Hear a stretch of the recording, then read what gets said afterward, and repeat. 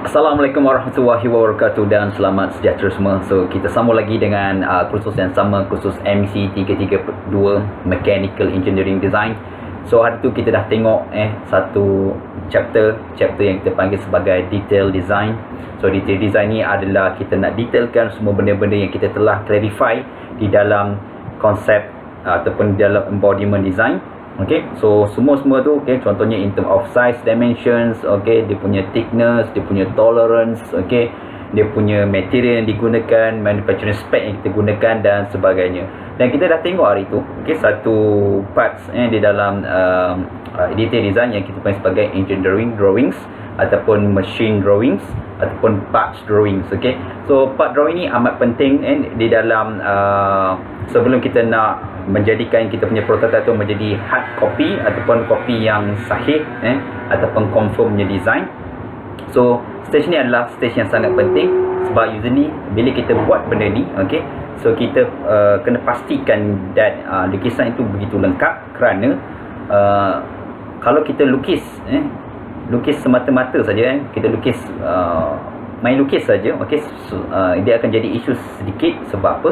Lukisan-lukisan ni kita perlu sharekan kepada others departments. Okay, contohnya let's say saya hari tu adalah product design engineer, okay, saya lukis semua dan lukisan saya mestilah dapat some approval daripada engineering manager, dan lukisan tu selepas itu akan akan diagih-agihkan ataupun yang lain-lain tu boleh tengok kita punya lukisan untuk dia plan macam mana nak menjadikan prototype tu menjadi hardware yang betul lah.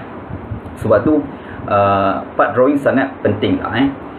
Hari ni kita nak sambung lagi, sama juga macam sebelum ni, adalah lukisan juga, tapi lukisan yang kita panggil sebagai lukisan assembly drawing, okay, ataupun lukisan penyambungan. Dan juga saya juga nak terangkan juga pasal bill of material, BOM lah. Usually assembly drawing dan juga bill of material adalah satu benda yang correlated antara satu sama lain lah. Jaranglah bila kita ada satu komponen ataupun satu projek yang kita nak buat, jaranglah dia adalah satu components, okay, satu part saja. Maksudnya parts tu datang, kita machine fabricate benda tu saja dia jadi satu part lah. So jarang dia akan jadi macam tu. Usually dia akan ada several parts lah. So part, contohnya saya ada part A, part B, part C, dan selepas tu part A, part B dan juga part C ni saya akan assemble benda tu ke dalam menjadi satu satu produk saya.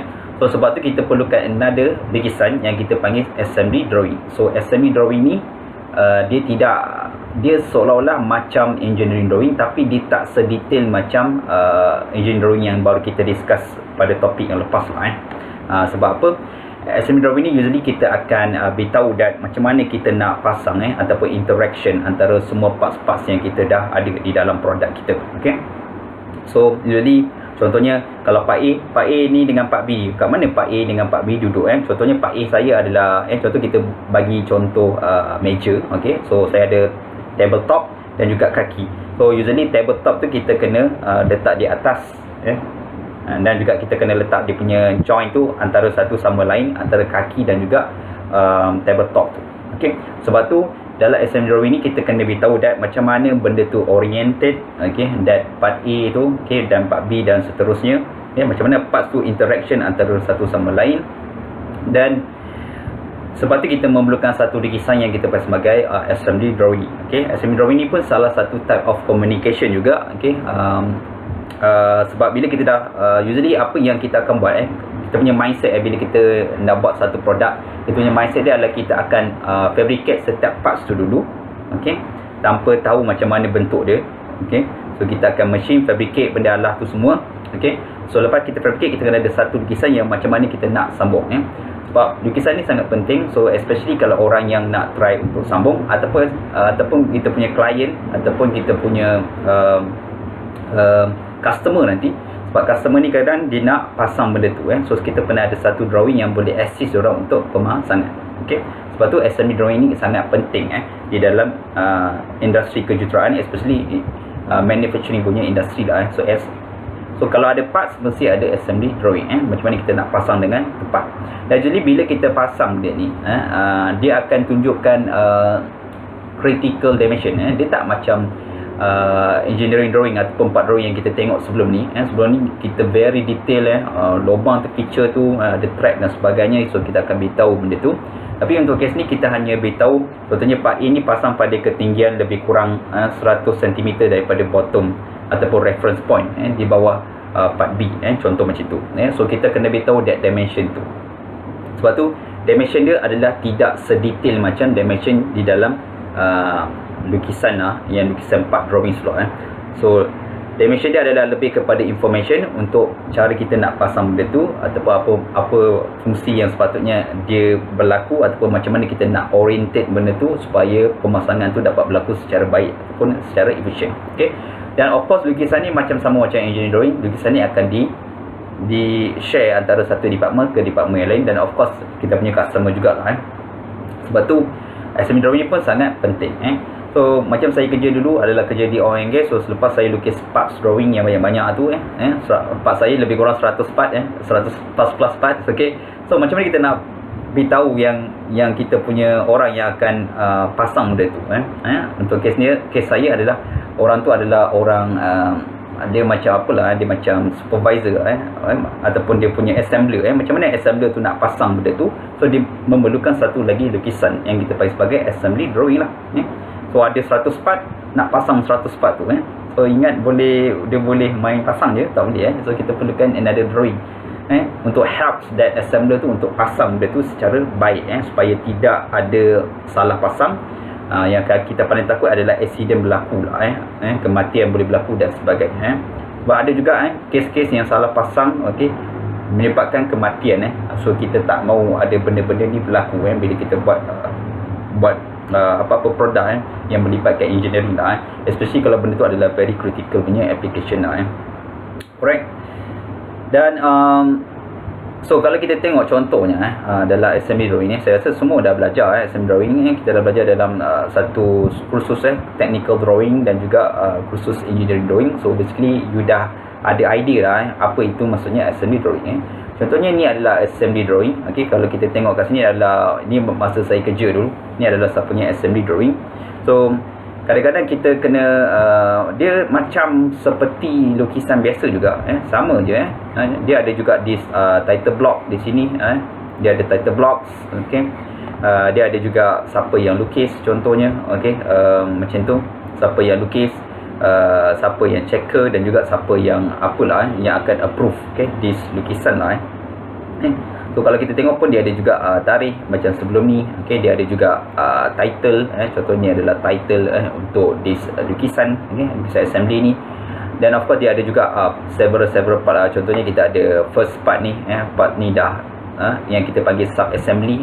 Kadang-kadang ada assembly tu begitu detail, kita terpaksa dia buat, kita kena pasang dia sedikit dulu, yang kita panggil sebagai sub assembly. Dia adalah sub assembly kepada assembly yang higher level lah.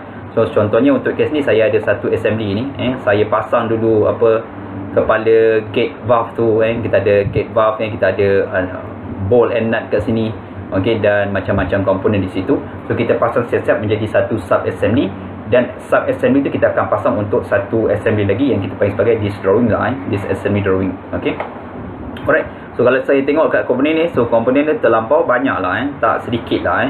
Kalau kita tengok di sini, kita ada contohnya kita ada this gasket, kita ada gate valve, penyambungan satu gate valve yang ada dua gate di situ, yang kita ada plug kat sini, contoh-contoh plug kat situ. Alright.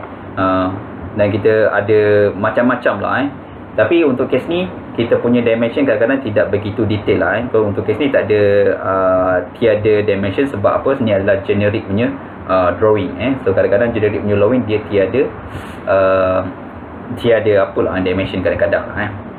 Alright. Dan juga of course sama macam drawing sebelum ni, kita ada juga notes lah. So kita boleh beritahu notes, apa part-part tu, condition dia dan sebagainya. Contohnya ada satu part ni, contohnya part-part komponen yang kecil ni macam ni, kita akan try untuk beritahu notes that benda tu adalah ship loose, contoh sebagai salah satu contoh. Right. Dan juga lagi satu adalah kadang-kadang dalam lukisan kita ada letak juga satu table ni yang kita boleh panggil sebagai bill of material ataupun index. untuk kita punya produk contohnya kalau kita tengok sini dia ada number satu kolom number dan juga satu part number di situ, dan juga ada satu lagi kolom kita namakan sebagai quantity dan lagi satu adalah description lah So usually number ni adalah reflect kepada bubble balloon contohnya kalau satu ni adalah reflect kepada yang tu lah adalah komponen pertama adalah assembly two stage that compact ataupun to be hanger tu ataupun this housing alright. So dan nombor 2 ni basically reflects kepada nombor 2 juga. This number 2 is actually a valve removal plug ataupun plug yang saya cerita tadi. So usually untuk komponen-komponen ataupun parts-parts yang terlibat di dalam assembly drawing kita akan bagi dia label lah Untuk case ni kita bagi nombor dalam bentuk balloon number number dalam bentuk balloon so kita akan bagi benda tu dan kita akan specify untuk setiap parts tu so supaya orang mudah untuk identify apa komponen-komponen yang digunakan di dalam assembly itulah dan of course setiap komponen-komponen tu juga kita ada juga quantity contohnya nombor 2 ni kita ada 4 quantity dia so plug ni ada 4 1 2 3 dan juga 4 so ada 4 plug di situ so sebab tu kita boleh tulis quantity dia adalah 4 lah untuk case ni so semua-semua ni memang kena specify di dalam assembly drawing so bila ada assembly drawing so mudah dia adalah salah satu communication macam mana kita nak pasang kita punya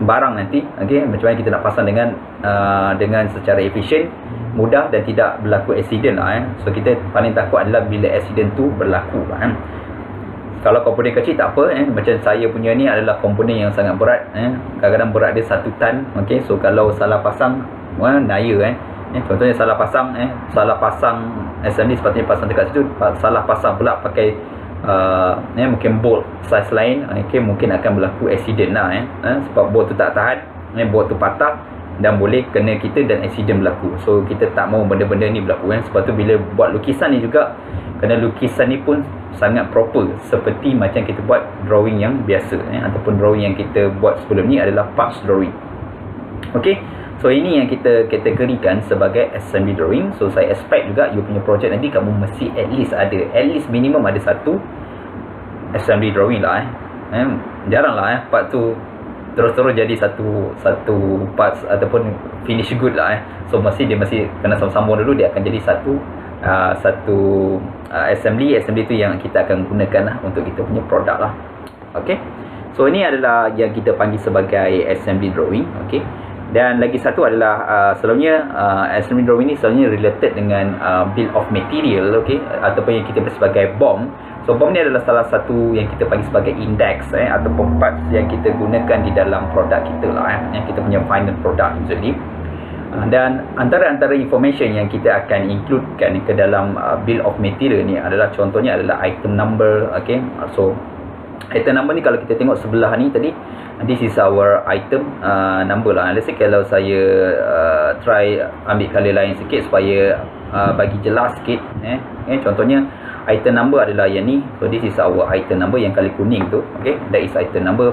Kadang-kadang kita ada juga part number so contoh part number adalah nombor dia contohnya ni kalau kita pasal ni this is a part number di dalam BOM. Dan kadang-kadang kita ada juga quantity ataupun needs berapa quantity yang diperlukan di dalam ni macam tu. Dan apa nama dan description untuk parts tu contohnya adalah description ni masa saya kerja ni lah, macam dia punya format dia description. So material juga kita boleh beritahu di dalam bill of material sources dan juga cost yang terlibat untuk this bill of material Tapi untuk kes pelajar ataupun untuk pelajar selalunya ataupun kita belajar di dalam di dalam di universiti jadi kita akan sekalikan this assembly drawing dengan BOM lah so seolah-olah macam gambar ni lah tapi masa saya kerja dulu so ni mungkin sebab lukisan lama masa saya kerja dulu kami akan separatekan this bill of material dengan satu lagi dokumen dokumen lain. Kami tak samakan lukisan tadi this lukisan assembly drawing dengan bill of material kami akan bagi dia separate lah sebab kadang-kadang this information yang table ni dia akan semak dalam lukisan so dia akan guna space yang banyak. So bila digunakan space banyak, lukisan assembly kita akan jadi lebih kecil So usually kita akan try untuk separatekan this bill of material kepada another document yang kita akan support balik dengan lukisan tadi itulah.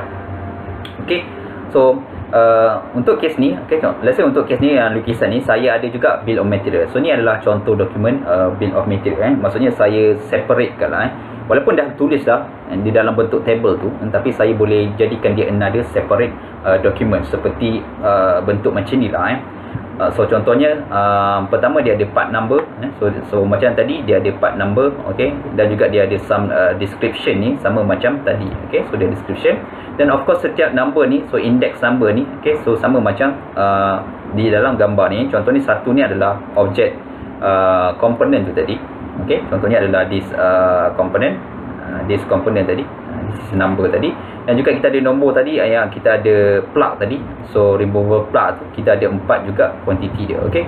So basically kita akan jadikan bill of material kepada separate document supaya dia lebih preferable supaya dia tidak semak di dalam gambar rajah ni. Kita boleh buat macam ni juga, simple as this, tapi kita boleh juga lagi buat lagi satu another bill of material, okay, yang refer kepada objek tu lah So contohnya macam case macam ni lah alright. So contohnya dia ada part number macam tadi, sama je nombor dia sama serupa benda yang sama macam lukisan tadi. Juga dia ada quantity macam tadi, okay, dan sebagainya lah so sama, okay. So masa saya kerja dulu so bill of material usually kita akan masukkan di dalam satu sistem yang kita panggil sebagai SAP SAP tu is a system yang boleh kita generatekan apa bill of material lukisan pun nanti kita akan attach di dalam sistem tu so sistem ni memang banyak digunakan di mana-mana company besar so company besar mesti guna this SAP system contohnya Shell, Petronas, okay, memang akan gunakan company saya dulu pun menggunakan benda ni. Sistem ni very efficient macam mana dia boleh tahu so kita masukkan some data-data yang related dengan kita punya department dan department lain yang boleh access this data cuma certain data contohnya kalau department accountant saya tak tahu berapa harga this product kalau dia adalah daripada sales engineer harga produk tu saya tak tahu berapa harga setiap raw material dan sebagainya saya tak tahu tapi untuk engineering kami boleh tahu detail contohnya macam mana lukisan tu dan sebagainya, apakah spek bom dan sebagainya, tapi ada department lain dia tidak boleh tahu benda-benda tu so setiap department ni dia ada some info-info yang dia restrict yang boleh tengok ataupun tak boleh tengok so sistem ni SAP ni memang selalu digunakan dalam engineering punya company, okay, sebab dia boleh restrictkan ada some info kepada yang boleh ditengok oleh department tu ataupun tidak lah contohnya untuk kes saya dulu adalah engineering department so saya boleh tengok this engineering bill of material seperti dalam gambar rajah ni lah so dalam engineering bill of material saya boleh tahulah seperti bom yang kita dah belajar sebelum ni lah so kita boleh tahu some info contohnya part number, quantity, description dan sebagainya lah cuma saya tak boleh tahu berapa harga berapa estimation harga untuk setiap barang ni berapa proses-proses dan sebagainya so saya ada some limitation kalau yang bahagian manufacturing punya department dia boleh tahu berapa cost untuk setiap contohnya feature tu saya lubangkan saya buat track dan sebagainya saya boleh tahu berapa harga untuk setiap proses tu berapa cost yang kita charge kepada customer, okay. Dan SAP ni dia memang sangat efisien lah masa dulu, okay. So dan banyak digunakan untuk company yang seperti yang saya cakap tadi, banyak digunakan oleh company-company yang lain lah alright, so agak-agak berapa harga dia this SAP system ni agak-agak berapa harga yang kena dibayar oleh company untuk membeli this software ataupun apps ni okay. So harga dia lebih kurang kena bayar setahun lebih kurang $1 juta okay, USD dollar, okay. Setiap company yang menggunakan SAP perlu bayar lebih kurang $1 juta USD dollar lah untuk setiap company yang menggunakan SAP, okay. So memang mahal walaupun nampak interface dia biasa-biasa je tapi dia very efficient untuk kita control apa dokumen-dokumen yang related dengan produk kita nanti So tapi untuk kes sama tak perlulah menggunakan SAP kamu just guna biasa saja dan guna Excel ataupun boleh menggunakan yang BOM yang dah terus built in di dalam SolidWorks. Okay, boleh terus directly guna lah. Tak perlulah nak buat this document. Okay, tapi dalam engineering usually dia akan ada separate document lah untuk memudahkan. Sebab kadang-kadang ada lukisan ni, contohnya dia perlukan something contohnya dia perlu buat hardness test So kadang-kadang dalam hardness test pun kita boleh beritahu di dalam lukisan kat mana kita nak buat hardness test tempat yang sepatutnya buat lah kalau nak buat hardness test tak boleh buat lah di tempat yang ada ceiling dan sebagainya, tempat-tempat yang sensitif lah usually kita akan buat tempat yang kurang sensitif.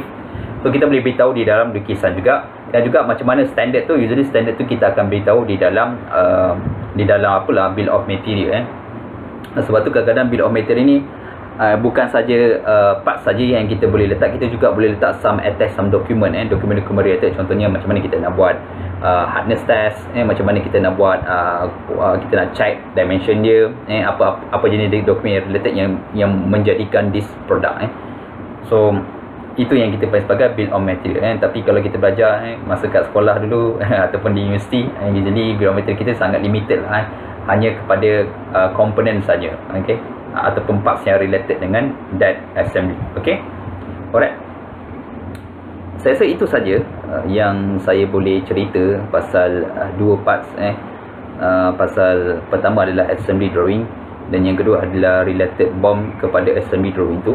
So benda ni sangat penting di dalam engineering drawing, okay, sebab dia adalah salah satu communication. So bila kita ada banyak parts tu, macam mana kita nak buat penyambungan. So lukisan assembly ni adalah ataupun lukisan penyambungan ni adalah benda yang sangat penting untuk beritahu assembler macam mana kita nak pasang benda tu, dan juga of course untuk kita punya end user nanti, client macam mana nak guna benda ni. Dan of course this lukisan tadi dia ada relate dengan this bill of material. So bill of material ni akan beritahu berapa banyak kuantiti untuk setiap parts yang digunakan, apa part number yang digunakan supaya kita mudah untuk kita check balik kita punya masa kita pasang nanti supaya kita tak salah pasang sebab kita takut nanti bila kita salah pasang accident akan berlaku. Okay, so saya rasa setakat itu saja untuk topik ni, okay, topik BOM dan juga topik assembly drawing. Kita jumpa lagi dengan next topik yang kita sebagai cost analysis. Okay, jumpa lagi. Assalamualaikum warahmatullahi wabarakatuh. Bye bye.